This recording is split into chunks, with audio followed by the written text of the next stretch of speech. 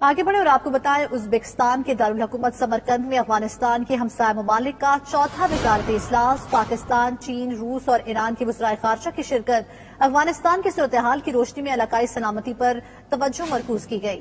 پاکستانی وزیر مملکت برائے خارجہ ہنا ربانی کھر نے کہا کہ عالمی برادری کو لاکھوں افغان مہاجرین کے میزبان ہمسایہ ممالک کی ضروریات کا ادراک ہونا چاہیے۔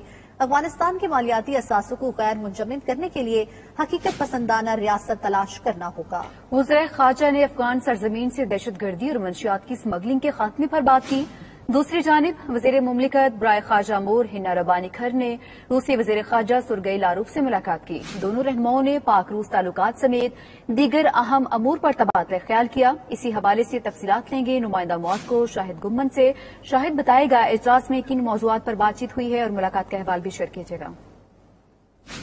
جی بالکل، سمرقند میں ہونے والی افغانستان کے پڑوسی ممالک کی چوتھی وزیر خارجہ کی کانفرنس کے موقع پر روسی وزیر خارجہ سرگئی لاروف اور پاکستان کی وزیر مملکت برائے خارجہ امور ہنا ربانی کھر کی ملاقات ہوئی ہے۔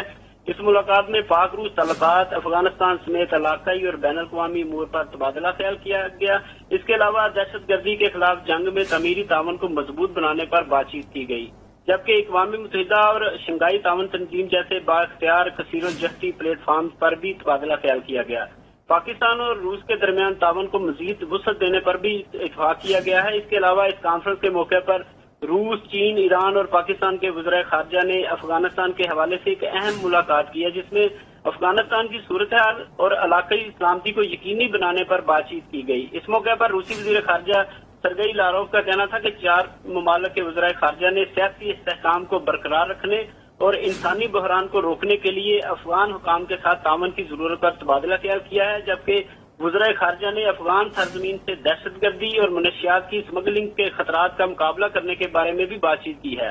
اس موقع پر چینی وزیر خارجہ کا کہنا تھا کہ چین خطے میں استحکام کے لیے افغانستان کے ہمسایہ ممالک کے ساتھ قریبی تعاون پر تیار ہے۔ ان کا یہ بھی کہنا تھا کہ افغانستان کی وزارت خارجہ بین الاقوامی برادری کی توقعات کو پورا کرنے کے لیے فعال کردار ادا کرے۔ چاروں وزرائے خارجہ کا اپنے مشترکہ بیان میں کہنا تھا کہ افغانستان کی آزادی، خود مختاری اور علاقائی سالمیت کے احترام کی توثیق کی گئی ہے۔ امید ہے کہ افغان حکومت بنیادی انسانی حقوق اور اپنے عوام کے مفادات کا تحفظ کرے گی۔ ان کا یہ بھی کہنا تھا کہ ہم ایک پرامن، متحد اور خود مختار ریاست کے طور پر افغانستان کی ترقی چاہتے ہیں، جس کی سرزمین سے تیسرے ممالک کو کوئی سیکیورٹی خطرہ نہیں ہوگا۔ جی ٹھیک ہے، بہت شکریہ آپ کا شاہد گھمان۔